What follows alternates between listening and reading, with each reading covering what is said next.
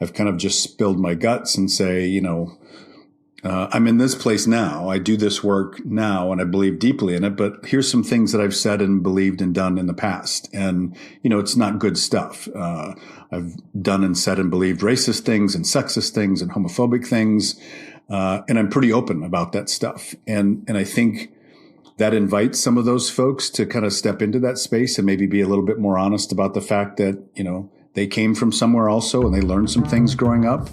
We spend a lot of time looking at where people end up. This show is about what happened on the way there. I'm Tope Azanidis, the founder of The Skin Deep in the End, and I want to bring you on a journey here. And I've sat with enough people to know that nobody gets there easy.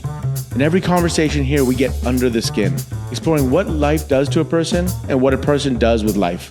There's a great quote that I love, which is, the purpose of life is to discover your gift. The work of life is to develop it.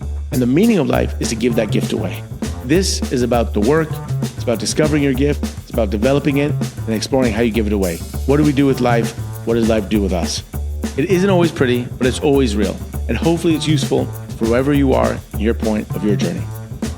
He grew up on a farm in the middle of Iowa, convinced that emotions were a distraction because his father told him so. Then he spent years in corporate America lying awake at night with a pit in his stomach, dreading the thought of going to work, certain the problem was him. From Desert Storm veteran to HIV prevention worker to one of the most trusted voices on diversity and inclusion in America, Joe Gerstandt learned that the world doesn't need more answers. It needs better questions asked by people brave enough to feel something. Joe Gerstandt. Today, we get under the skin.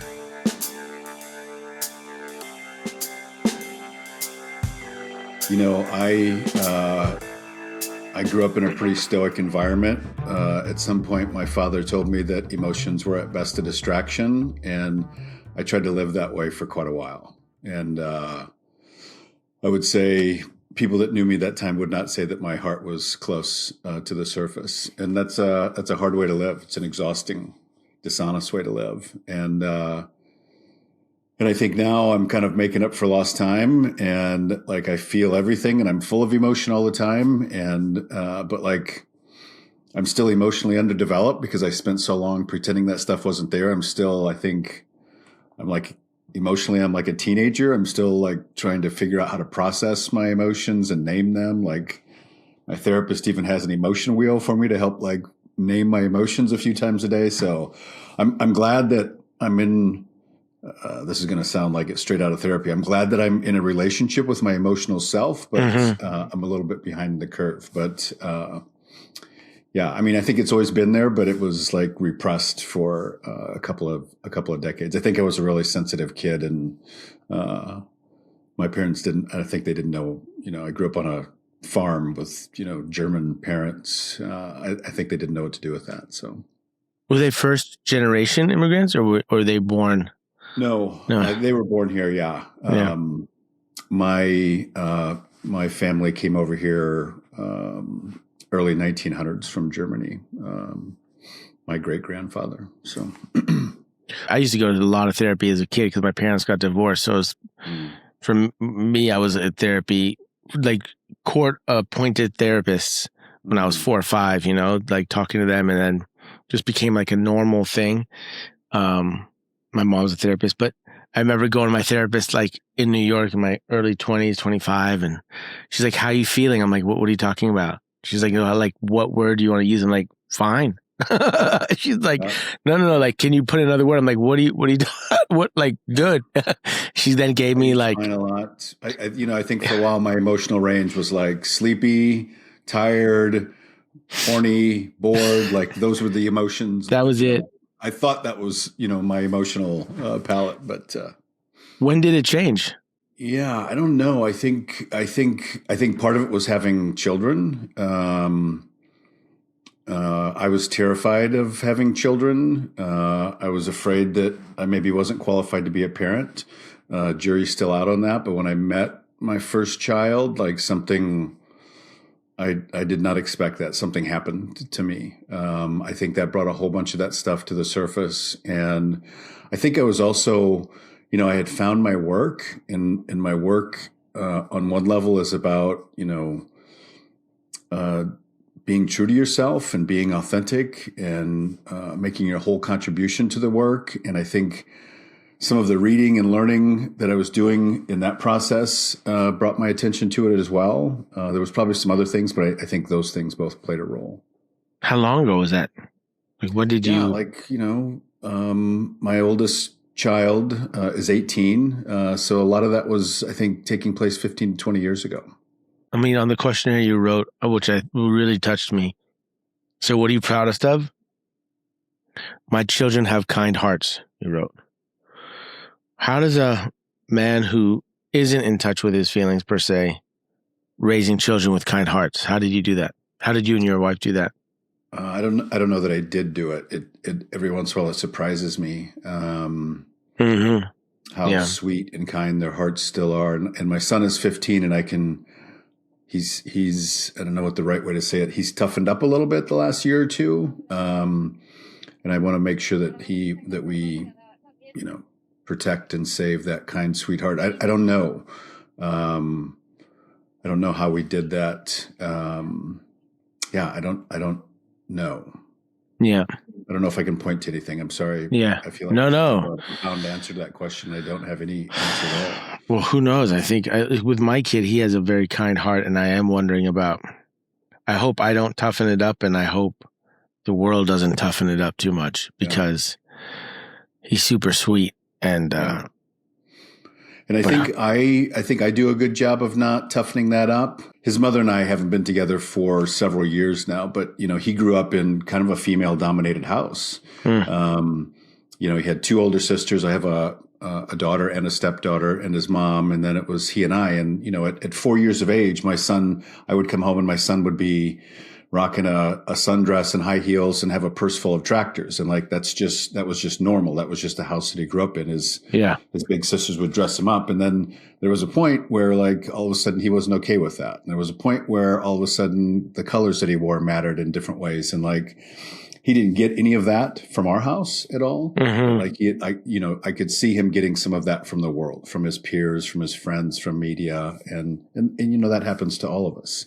Yeah. That socialization. I think a lot of us don't realize how pervasive that is and what some of the impacts of it are. But they both have really kind, sweet hearts. They're good at taking care of people.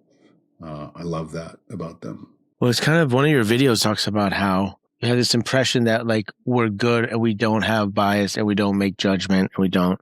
And you're saying in that talk that we should get rid of that narrative, and it's less so about whether we have bias or not, and more it's acknowledging the bias and taking responsibility for it in our actions. Yeah. You say it's not the first thought that you necessarily are responsible. It's the second one, and more importantly, it's the observable action that comes from it. Yeah.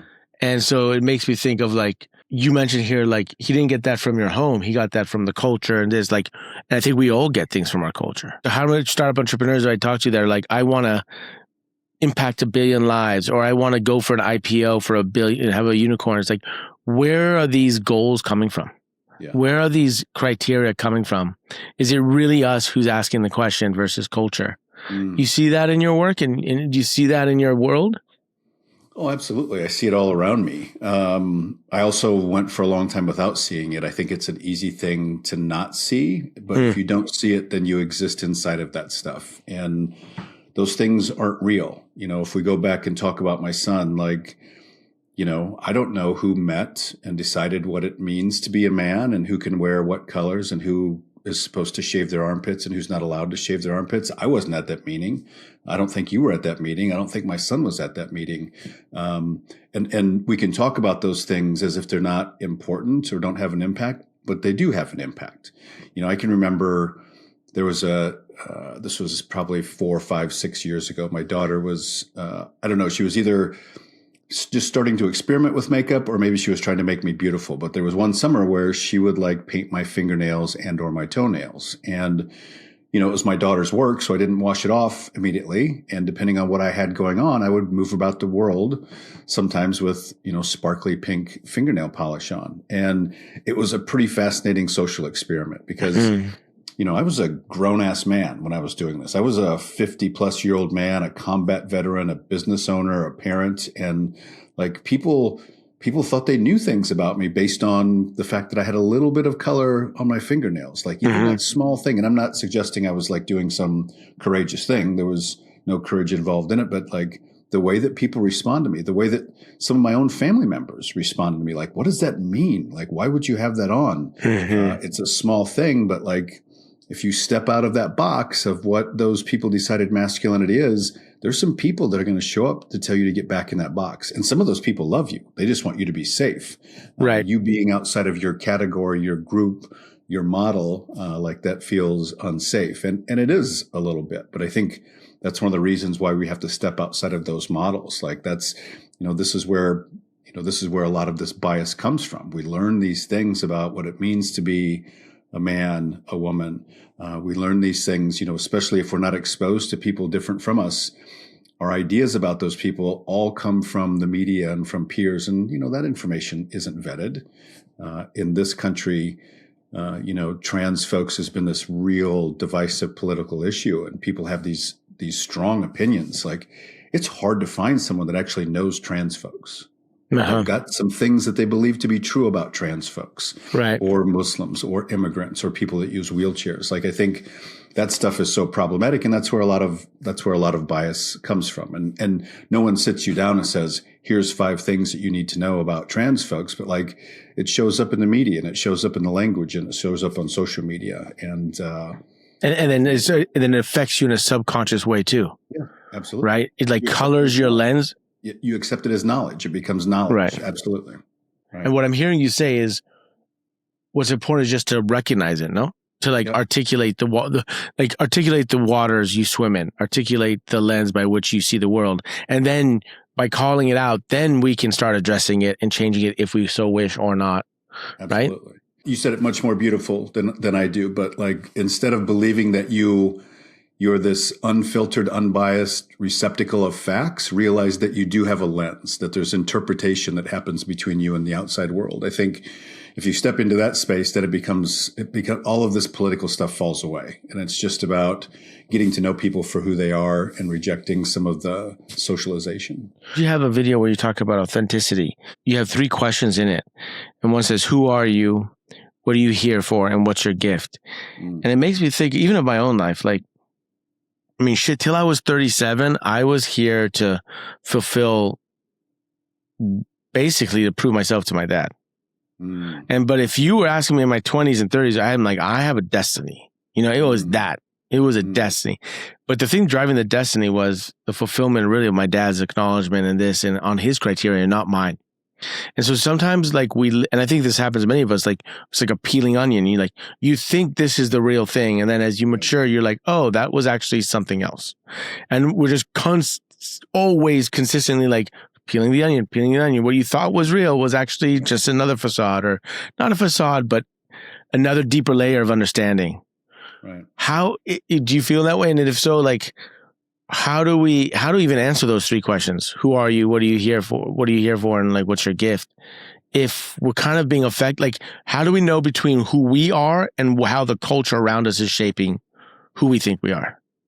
Right. And I think it's way more vague and sloppy and ambiguous than that. Not only is there those 2 different versions of that, but there's also like, I'm not ever a static thing. Like, I'm not ever just this thing in this moment, because I'm evolving from something and I'm evolving into something. Like, I'm a work in progress. And so I don't think there are ultimately accurate answers to those questions. I just think they're good questions for reflecting on, because not only do we oversimplify who other people are based on what we think their identity is, we do the same thing to ourselves. That first question is, who are you? Like, when I tell people I'm not interested in your name or your title, they struggle to answer that question. And to me, that's telling. And that tells me that that's a question that it's worth revisiting every once in a while. Like, if I had to boil the essence of who I am down, and instead of, doing it for a dating profile, but, telling the truth, how would I explain to you who I am without giving you my name or my title? And like I said, a lot of people struggle to do that. Well, but I think it is this process of taking back another layer. So let me ask you, who are you? Who do you feel you are at this point in time? I think the things that bubble to my mind right now is I think I am a poet and I think I am a seeker right now. I think Hmm. I think some things seem like they're coming undone, and I think I'm one of those folks that's seeking answers and seeking a road forward and trying to figure out what my role is. And I know that part of my role is with words. And I don't say that I'm a poet lightly. I might not have ever said those words out loud before because that word means something to me. So I don't use that word lightly, but it's a word that, it rings true inside of me. What does it mean to you, a poet? What does it really mean to you in order for you to be hesitant to use that word to describe yourself? There's a couple of reasons why that word is hefty to me, why it's so meaningful to me. On the one side, I think poets are truth tellers. I wish I could remember who said it, but someone said poetry is the only acceptable way to be naked in public. And that rings true about poetry to me. It feels so honest and so vulnerable. It's one of the most honorable, honest and vulnerable forms of communication. So I take that seriously on my side. And I also think on the other side, I've seen the ways that poetry can impact people, that words can impact people, that the way that poetry can touch people's hearts and minds and move them. I think that's part of my role moving through this transition that we're, I think, moving through right now. When did that kind of journey with poetry start? And when did it really start taking shape in you? Well, if I'm being really honest, it probably started taking shape in 7th grade. I had a very mean, angry English teacher, and I left that class believing that I hated and despised poetry with all of my body. And wow.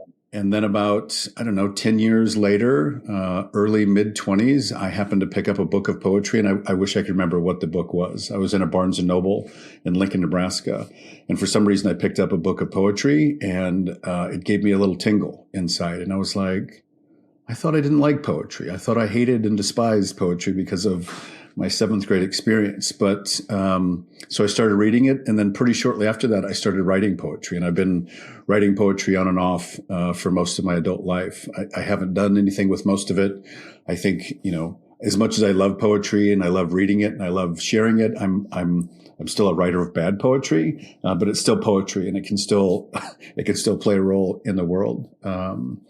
And there's times when it's really hard for me to write poetry, and there's times when poetry just kind of flows out of me. I think my emotional state is such a variable. So I always try to have pen and paper close by, so when some stuff rolls up, I can capture parts of it. Were you writing poetry in the Marine Corps? No. They started after? Yep. Yeah, pretty shortly after. So I went to the Marine Corps, and then I spent 4 years in college. I think it was shortly after that. So this is like mid-20s, maybe even late 20s, somewhere in there.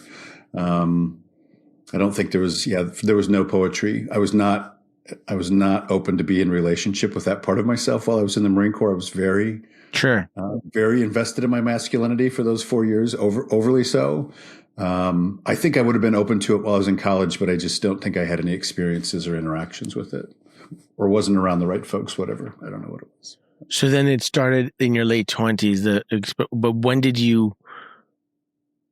when have you started to really sit and calling yourself? I mean, you said now you haven't said that really out loud before, but when have you really started to sit with the poetry in as an identity?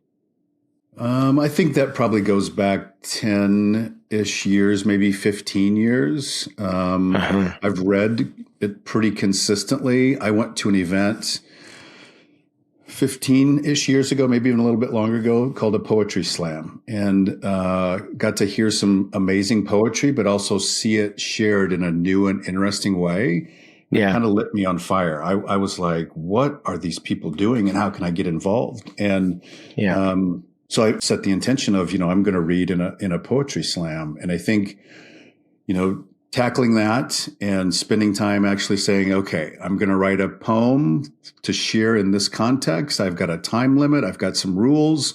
And I wrote some poems and I learned some poems and I performed some poems. And even then, as silly as this sound, I was hesitant to refer to myself as a poet. Just like I've written for almost my entire adult life, I'm hesitant to refer to myself as a writer. But like, I think, from that point on, I've kind of thought that part of who I am is a poet, regardless of the quality of the poetry, just because I think I started practicing it as a craft, if that makes sense. I think that totally one of the switches for me. Maybe two things come up for me is one is it seems like it overlaps with fatherhood and it overlaps with the heart coming to the surface.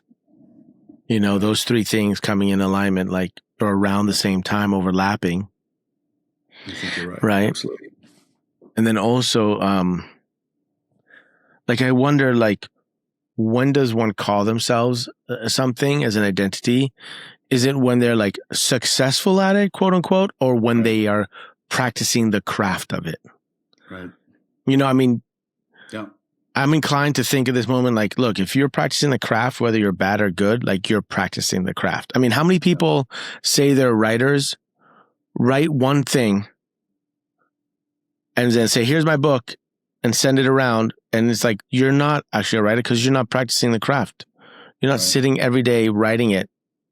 It just got kind of wonder, if you had two extremes, you have one who's practicing the craft every day, but never sends it out or reads it, while someone else writes one thing, sends it out, but is not practicing a craft. Right. Who is a writer? Or maybe both are a writer. I don't know. Both are poets, but I have quite a few friends that have some similar interests. And one of the things that I hear from them a lot is that writers write. That's what a writer is. Writers write. And I think it's that simple, but it's also not that simple. I can remember going to lunch with a friend, and that friend brought one of their colleagues along. And one of the ways that they introduced me to their colleague was that he's a writer. And I was like, oh gosh, I'm not really a writer. And when I said those words out loud, I had written hundreds of blog posts. I had co-authored a book. I had had a handful of published articles. By whose standards was I not a writer? Not by my own standards, at least not at that point in time. I'm not Stephen King. I'm not this. I'm not that. Well, that's not what we're talking about. We're talking about something different. But yeah, and it means different things to different people. But it's funny how we shy away from some of those things. I think, going back to those questions, one of those questions I think that you shared about authenticity is what is your gift? Mm-hmm. And, I see people shy away from that, and they say things, I'm just normal. I'm not one of those folks. And I think there's so much of that stuff around creativity and artistic expression. We're so reluctant because we haven't sold a painting or we haven't written a bestseller. We're so afraid to step into that space. And I think, in some ways we're all artists and we're all creative and we can all be poets and we can all be writers, but we make them these things in our heads. I think that's one of the reasons why it's nice to invite people to reflect on some of those questions and some of the questions that you share as well. I think there's two reasons why people are hesitant about their gift. Well, first of all, I think a lot of us are more scared to fully live than we are to die. As much as you're scared of dying, a lot of us are fully scared to live. So why is that? Well, maybe because by fully living, we are threatening the group. And we're like group animals. So intrinsically, we want to fit in the group for survival. Yeah. Whether we might not feel that way now, but our primordial brain, our lizard brain, which basically runs our emotions, is thinking about survival, which is group, which is don't stick out, right? And if you do stick out with a gift, which requires energy away from the group towards your gift, it could be a threat to the group because you're not giving energy to the group. But if you can somehow transform and say, here's the gift, I'm really good at making arrows, and that means you can hunt, then the group accepts it. So I think sometimes it's how do we find the gift? How do we craft our gift, but then also give it back to society or somehow, right? I think that idea of being normal or fitting in, I think it's very comforting. I think it's a lie. I don't think any of us are normal, but I think it's a very comforting thing. And I also think if you do step out and you say, I have this gift, there's some responsibility that comes with that as well. I think there's probably a few reasons why we step back from that. It feels heavy. It feels like there's a lot of things involved, and there are to some extent. I think there's a lot of responsibility with that. It's if you articulate it, now it's there in the room. It's now what do we do with it? Act accordingly, right? Act accordingly. So you have the gift in the room. It's like, oh, I have a gift. Let me take responsibility for that gift, craft it, and offer it as value to others, right? That's what comes up for me. That's how I see it. No, that makes sense. Why seeker? What's that? Seeker. You said poet and seeker. I feel like I've always been a seeker. I've always been looking for answers. I've always been looking for clues and directions and symbols. The world has never completely made sense to me, and I've never felt like I quite knew my place in it. So I've been a starving reader for as long as I can remember, and I think a lot of that is like trying to understand things, trying to figure out things. What am I supposed to do? What am I here for? Where am I supposed to go next? I want to understand the world better. I want to understand myself better. I want to understand other human beings better. And, I've studied a lot and I've read a lot and I've traveled a lot and I've met a lot of people. And I think there's still a lot of things that I don't know and don't understand. So I've got my own homework to do. But yeah, I think I've just been starved for answers kind of my whole life. Tell me the journey of the seeker. Tell me some spots the seeker has gone and what has the seeker found? Yeah, so one of them was joining the United States Marine Corps. As a young man, I didn't have a strong sense of who I was, and I didn't know what I wanted to do in the world. I was kind of interested in the military, even though I didn't fully appreciate what that meant. And I ended up in the Marine Corps, and that was a really valuable experience for me at that time. I learned a lot about myself there. Why was it valuable? What did you learn? I learned a lot about what I was capable of doing. I was put in just crazy, bizarre, unique situations and had to deal with those situations. So you just learn some things about your mettle and how far you can push yourself, what you're capable of. I hadn't been pushed on some of that previously to that. It also took me, I grew up in farm country in the middle of America. I saw very little of the world by the time I was 18, and I was around very diverse folks for really the first time in my life. That also taught me some things about myself. That's where I bumped up against some of my own bias. And I probably wasn't using the word then, but I was like, I just made an assumption about this person based purely on the color of their skin. And it wasn't even a negative assumption.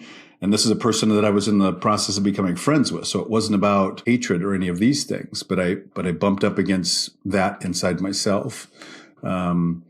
I think the Marine Corps opened my eyes to a lot of things. And it was a valuable experience. And I kind of drank the Kool-Aid and took it very seriously and applied myself. And I think I applied myself in the Marine Corps in a way that I had never applied myself before in my life. So that was valuable. I think another really valuable experience was after the Marine Corps, I went to college. After college, I still didn't know really what I wanted to do.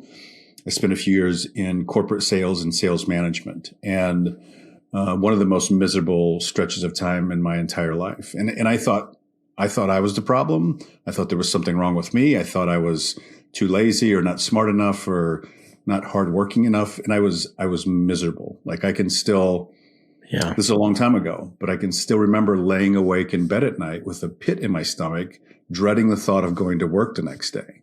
And I knew I couldn't call in sick because I just called in sick the Monday before. Like I was miserable, and I made a career change, and I went to work for a nonprofit organization. Tell me about that process and like what was the stick that broke the camel's back, and how did you choose to go work for a nonprofit? Why was that the choice? Yeah. So could we just go to that moment, like that junction? And after the Marine Corps being my first work experience, corporate America was a huge disappointment to me. The culture, the leadership, there was so many things that just didn't make sense about it. I didn't really choose to leave. And I think, that shows up for a lot of people. They get stuck in a Groundhog Day, whether it's their job or their relationship. I think a lot of times something has to happen. And so for me, I was very professionally unhappy. I was kind of stifled, and as kind of a creative outlet, I'd started doing a lot of volunteer work. And that volunteer work gave me some juice. One of the organizations that I did some volunteer work for was a nonprofit organization called Nebraska AIDS Project. I joined their speakers bureau. And I had been on their speakers bureau for, 6 months, maybe a year. Pretty impactful experience. But one day I was at home in my sad little apartment, and I got an email from the woman who trained me and managed me as a volunteer. And she said, I'm leaving. I'm taking a job with another organization. I think you'd be really good in this role. Are you interested in applying? And I was like, my head kind of exploded because I had never put it together on my own, but all of a sudden I was like, I think that's the kind of work that I'm looking for. I think I want to be in a fight. I think I need that energy that I had in the Marine Corps. I want to feel like the world is a better place because I'm doing this, not just, here's our brand new product. And I'm not saying there's anything wrong with that. I think, you can do sales in a very honorable way. And I think there's people that are very good at it. That was never the place for me. So I threw my hat in the ring for this job. I never thought for a second I would get it. I was horribly unqualified. But I got the job and I went to work for this organization as their director of outreach and prevention services. And it was a transformational experience. It was even more transformational for me than the Marine Corps. And those two work experiences, working for the United States Marine Corps and doing HIV prevention for a nonprofit, they sound radically different. They were hands down the two best work experiences I've had in my life. The pay was awful in both of them. The working conditions were awful in both of them, but I believed in what I was doing and I loved the people that I was doing it with. And Nebraska AIDS Project was a very unique experience. I was in the minority. I was oftentimes visibly in the minority, and that was a new experience to me. I mean, as the only white guy, Caucasian in the room. There's not a lot of, at least at that time, there was not a lot of straight white middle-aged men doing HIV prevention. And again, learned some things about myself, learned some things about other folks, learned some things about the world. I think I finally started to understand in that position that it's not a level playing field, and that for those of us that see that it's not a level playing field, we have to do some things about it. We have some responsibility to act on that information. That was a huge turning point. That was probably the biggest turning point in my life. My politics changed, my friends changed, my priorities changed, what I was reading changed. It sent me in a completely different direction. And I think for the first time in my life, I had some sense that I think I'm getting close to what I'm supposed to do. And that had been one of the things that I had been seeking for. I can remember being in high school and my peers, I'm going to go to this school and do this thing and marry this person. I was like, what? How did you figure that out? I had no idea what I wanted to do. And now here I am, maybe 30, maybe in my early 30s. And I'm like, I think I'm close. I think I'm close. And I was close. That's the experience that put me on the road to doing the work that I do now and have been doing for quite a while. How did you even know that there was something you were looking for? You say, I'm close, which means, and you say you're a seeker, so you were seeking for it even in high school. You're wondering, did you have an inkling when you were in high school or even before, there's something I'm here to offer. Was there a homing beacon in your soul as a young person in high school, something that you're looking back, you're yeah. I don't think there was a homing beacon. I think at an early age, for whatever reason, I felt different. I've been kind of struggling with that question for as long as I can remember. Which question? This isn't the most positive way to frame the question. There's other ways to say it, but I think it originally surfaced as what's wrong with me. It seemed like all the other kids kind of knew what was going on. This is at a young age. This is like elementary school. It seemed like everyone else knows how to do this, and I don't feel like I know how to do any of this. I can remember I had this crazy long bus ride home from school, and I can remember at again, a pretty young age, me spending time in my head trying to figure out, am I a robot and everyone else is human, or am I the human and everyone else is a robot? And I don't know if that question makes sense to anybody totally else. Totally. It makes sense to me. For big chunks of my childhood, I wrestled with that question because I just felt like, I don't know, there's something I don't get this stuff the way that everyone else does. I don't worry about whether I'm a robot or not anymore, at least not very much, but I still feel like I'm a little bit different, and we all are. But I don't see it as a negative thing anywhere. But I think it showed up first as that. I think then it showed up as just an absence. When I was in high school and people knew what their path was, I was like, but I don't know what my path is. I don't know how you got there. I don't think it was probably until the Marine Corps experience where I started to lean into that and say, this is something that's part of who I am. This is part of what I do. I'm looking for guidance. I'm looking for information, whether it's in spirituality or how I'm supposed to live my life or in poetry. I don't even remember what your original question was, but I think it wasn't until later that I leaned into that. And then how did you know when you felt like you were close? Like in your early 30s, you were like, you just knew it. I remember I'd been at Nebraska AIDS Project for a year or so, and a friend of mine reached out to me. She was on a board, and she says, our organization does these programs. I think it'd be great for you. And I just didn't pay a lot of attention, and I couldn't make it this weekend, but I eventually signed up, and I went to this kind of small adult retreat. But it was a retreat very much focused on understanding bias and stereotypes and discrimination and race and gender. And it was at the perfectly right time. It just kind of cracked my head open. It gave me some language and some models for understanding some things that I was starting to think about. I can remember at the end of that weekend saying to the group, I know that I can't unsee this stuff. I know that this is part of what I'm going to be doing for the rest of my life. And I didn't know what that meant as far as a job or a work, but like, I knew that experience and those conversations, it went deep. Like it touched something deep inside of me. I just knew that I was close. I did. And when did you find the thing? So what was a thing? So the organization that did that retreat, I went to work for them. And that was a little bit closer.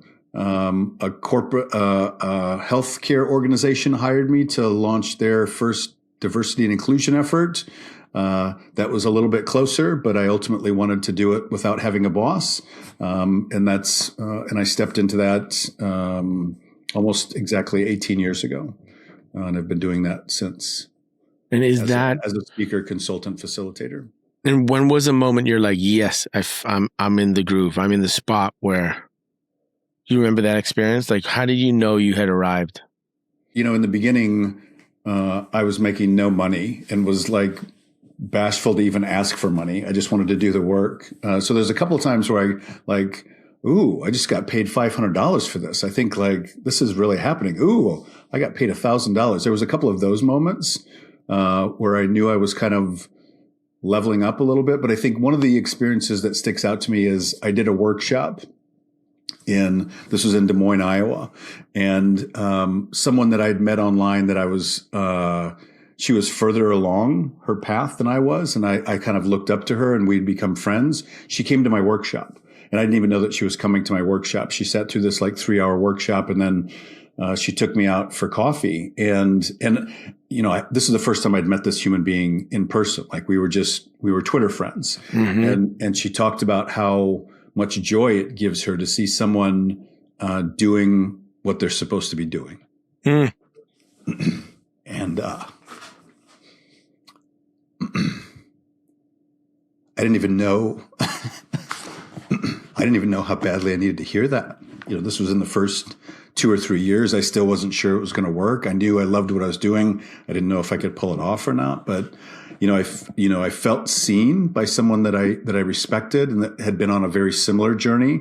She's a speaker and a facilitator, different, content, but she was very much like what I wanted to be doing and a few years further down the road. And she went out of her way to say that to me and to take me out for coffee. And, there was a few of those experiences. But that's one that sticks out of my memory. Angela Myers.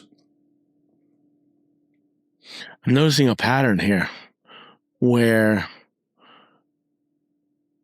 other people invite you to the next step.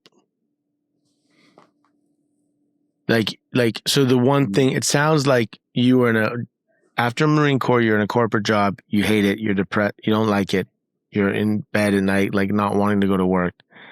So then it seems like you found something to offer value and service as a volunteer.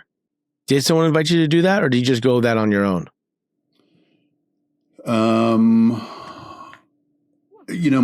Our good friend Jason is one of the people that we were doing some volunteer work together. He encouraged some of that.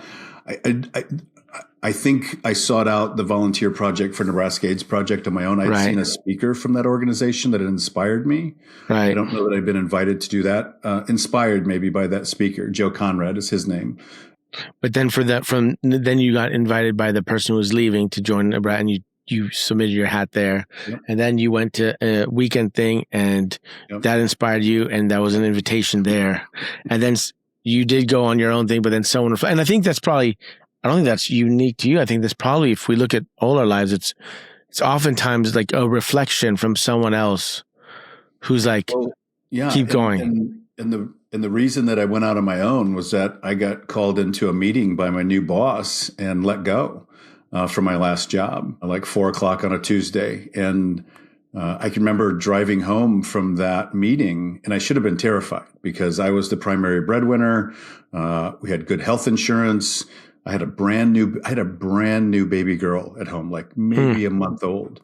I should have been terrified, and I wasn't terrified. So I kind of got maybe not invited, but maybe pushed into starting my own thing as well. Now that you say that. When you were driving in that car, what were you feeling, if not terrified?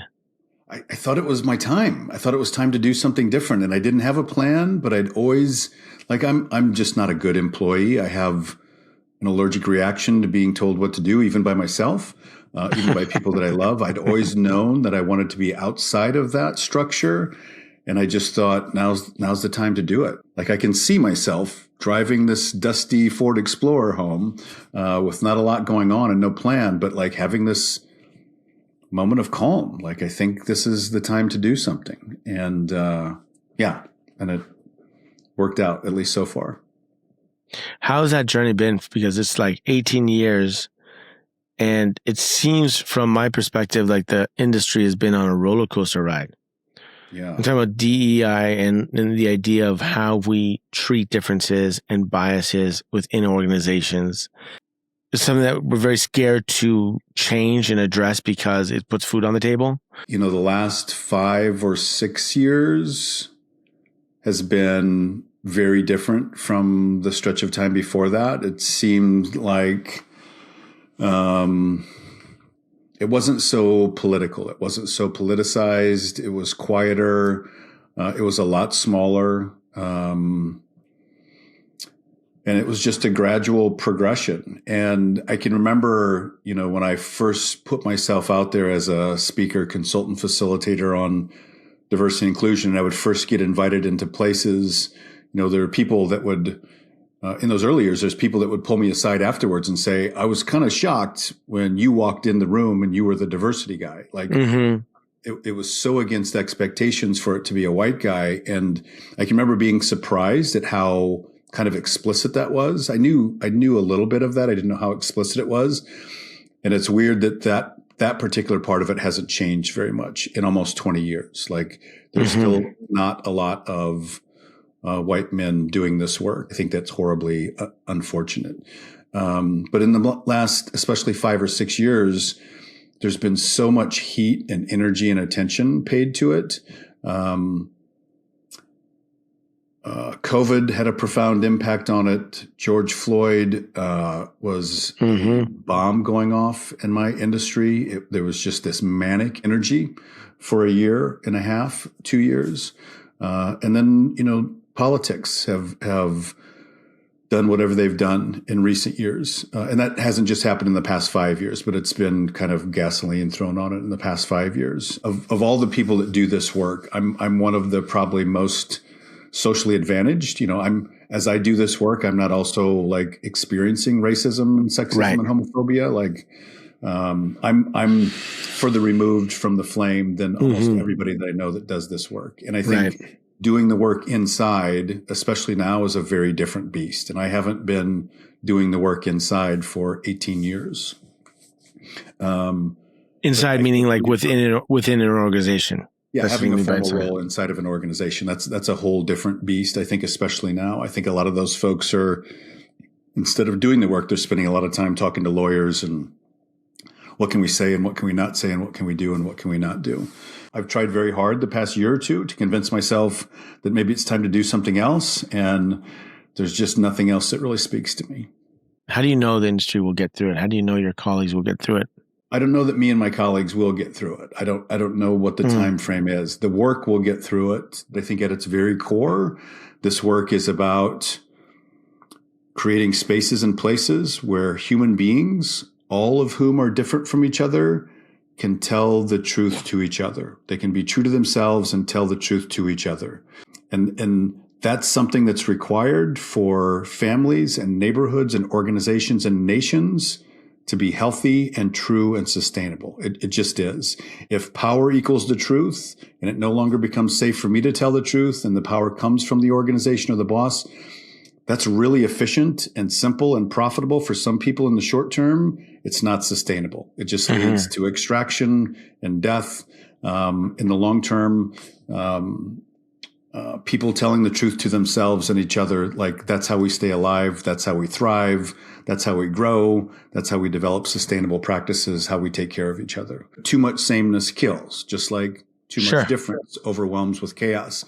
If you have some atoms of carbon, some atoms of oxygen, and some atoms of hydrogen, if those atoms are allowed to interact with each other under the right circumstances, they can bond together and form a molecule. And those particular atoms will form a sugar molecule.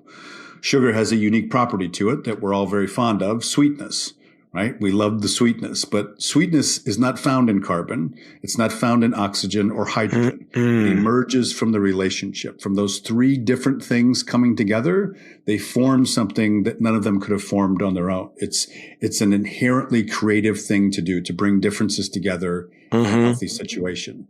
That's the logic model that's kind of at the center of the work that I do, unlike the way that it's sometimes portrayed, oftentimes in the media in this country. What makes you so good at what you do? And how did you earn that trust and that create that safety and that kind of deep relationship as a white heterosexual male? You know, the individual people that I've touched or impacted, I'm not always sure how I do that. I think I have some communication skills. It's hard for me to see that because I'm just too close to it. But I do seem to have some ability to put together words in a way that's impactful. I think a lot of the folks that I've maybe touched or impacted have been white men. And I think one of the ways that I've connected to them is that I've just been very honest about myself. I've kind of just spilled my guts and say, you know, I'm in this place now. I do this work now and I believe deeply in it, but here's some things that I've said and believed and done in the past. And, you know, it's not good stuff. I've done and said and believed racist things and sexist things and homophobic things. And I'm pretty open about that stuff. And I think that invites some of those folks to kind of step into that space and maybe be a little bit more honest about the fact that, you know, they came from somewhere also and they learned some things growing up about people. I think, I guess maybe that vulnerability or that openness, I think, builds trust. For the folks that aren't white men that trust me, that kind of constitute a big part of my network now. I'm not sure, but I know that I've benefited greatly from. There's so many people that have shared their stories with me, and I just. My understanding of the world, my ability to see invisible things is so much better because of those stories. What it's like being a Black woman in corporate America, what it's like being a gay person in corporate America. We're so siloed and we're so segregated around things like race and even gender. And even when we're together, we don't talk about those things. And our entire understanding of something is based purely on our own personal experience. And that's such a narrow, singular slice of the world. It's an important and real slice, but it's so singular. I remember once, when I was early in my career, I was making a short film and I had with two African-American characters were brothers and they were boxers. And Trey, when I was over at his house in Jersey, we were driving and we got pulled over by a police officer. And that's the first time when I realized, like, this is, I don't know, 20 years ago. Wow, how he's responding to this is totally different than how I'm responding to this. And that was like the first time I was like, well, yeah, because it's a different experience. It's a different experience for him than it is for me. Right. You know, and I remember my mom giving me instructions what to do when a police officer pulls you over. And I think it's very different than a African-American mom telling her son what to do because it's a different 100%. Experience. 100%. And I just think acknowledging it, like the waters we swim in Yeah, they're not the same, right? And I think then it's like, what do we do with it? And I just think when we avoid that conversation, it's like we're avoiding the contradictions that exist. And there are contradictions, and we have to acknowledge those contradictions. Instead of pretending that it's not contradictions, like let's talk about the contradictions. Two things can be true that contradict at the same time. But that's like the first step in how to untangle this yarn of, that's what comes up for me in my naive point of view. Understanding that people that live in the same community as I do are having a profoundly different experience, not necessarily because of anything that they've done or not done, but simply because of who they are and who they perceive to be. I think that's one of the most important things to learn about the world. Has it affected the way you've raised your kids in terms of what you do for work?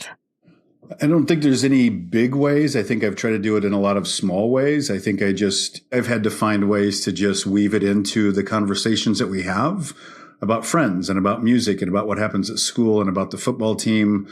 I don't even know exactly always how to do this because they're exposed to so much more diversity than I was at that age, like light years difference. I went to a very, very small school in a very homogenous community. And also before the internet and social media, like not only do they have folks of all different shapes and sizes and versions around them, but they have a supercomputer in their pocket and they're exposed to kind of the whole entire world. So I think sometimes there's stuff that I talk about that's like super basic and obvious to them and doesn't even need to be said. But I'm kind of, referencing my own childhood, tried to take them traveling a little bit. I think on those set of issues, they're a lot farther along than I was at that age, even well after their age. What do you think life has designed you for? I think life has designed me to trouble the waters. To trouble the waters? To send some ripples. Why that? Like, how do you know that? What does that mean to you? That just seems to be kind of where I keep going.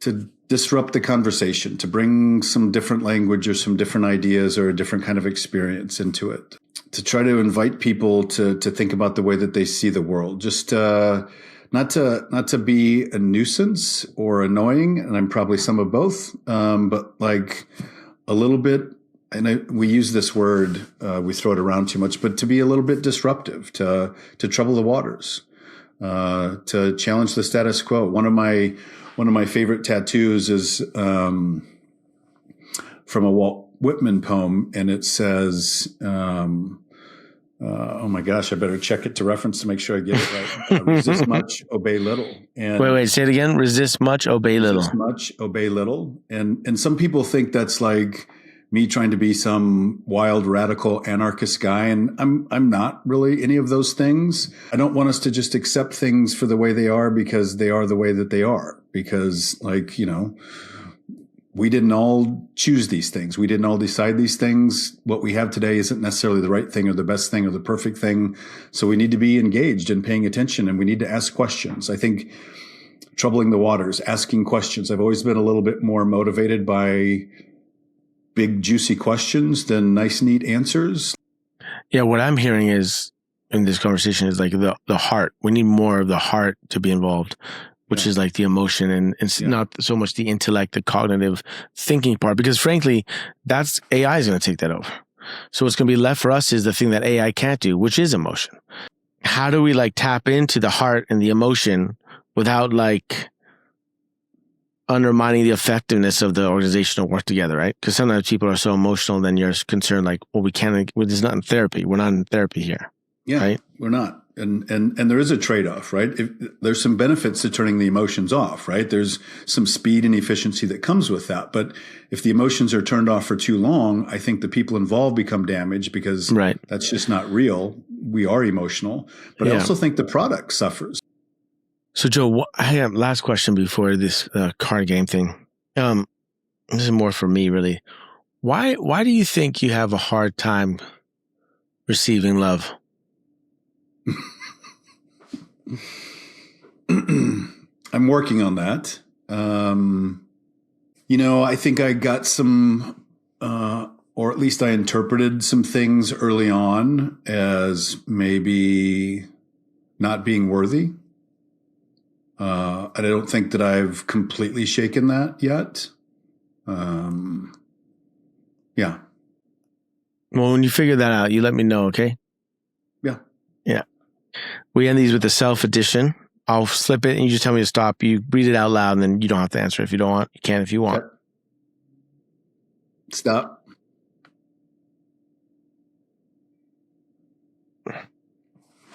What has fueled me until now, and how does that hinder me from moving forward? Good question. I think a big part of what has fueled me, especially for the last 18 years, has been the work that I do. And I think the stuff at the heart of that work is always going to be what I do, but I think I need to let the work itself fall away. And I think I've had a really hard time doing that. My identity is so interwoven with that. I've been clinging to it. I've been defending it. I've been protecting it. I think I need to let it fall away. I think I need to shed, and that's a hard thing for me. But I think I need to let that go. And I think when I do let that go, some things about the future will probably be a little bit more clear to me. Yeah, it's beautiful. It makes me think of like giving yourself a new name. It's like like my wife is like, well, she doesn't call herself a musician, but she calls herself an artist because she uses music to create art, also ceramics and food. Because there's a deeper talent that you offer. I've been sitting in it. I've sat in it with you. I've seen it and I know how potent it is. And so I'm excited to talk to you, and I'm really honored that we've had this time together. But like that can be applied in many ways. Absolutely. That magic of yours. And this is just a very small tweak, but I have started to refer to myself as Joseph rather than Joe, and I've always gone by Joe for my entire life. I think I'm dipping my toe into exactly what you're talking about, but I think, calling a thing by its rightful name is such a powerful thing. I love it, man. I have a deep love for you, Joe. I mean, like, I have a deep love for you, man. Really appreciate it. I want to thank you for joining me in this conversation. I hope it had some utility. I hope it offered a reflection of what maybe life is shaping you for, and maybe it offered a missing piece to the puzzle of your life. It was a pleasure for me, and I appreciate your time and attention. Please subscribe to our channel so that you can stay abreast of all the new episodes we have coming out. And until next time, thank you so much. Guts is a Skin Deep media production. The show is produced and edited by Gonzalo Torres Ocampo, with editorial support from Anthony Cabral, and executive produced by me, Topaz Adizes. Special thanks to all the guests who showed guts, without whom there will be no getting under the skin. Interested in joining our community and following this journey? Visit guts.podcast on YouTube, Instagram, and theskindeep.com for in-depth conversation card games that create the space for connection, intimacy, and deeper conversation.